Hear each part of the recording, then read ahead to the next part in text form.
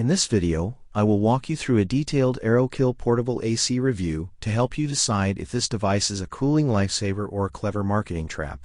When we look at the comparison between the bold marketing promises and the actual technical reality, the contrasts are stark.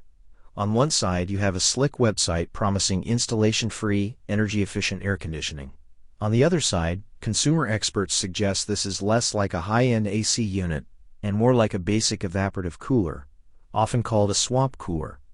Unlike a real air conditioner that uses compressors and refrigerant, these devices typically just pass air over a wet filter.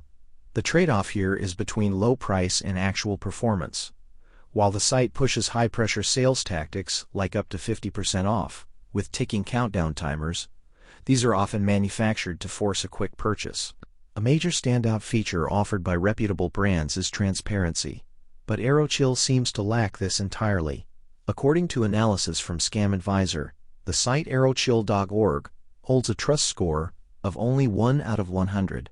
This low rating stems from factors like hidden owner identities and the fact that similar sites have been flagged as suspicious. Furthermore, while the official site displays glowing 5-star reviews, there is absolutely no record of the product on third-party platforms like Trustpilot.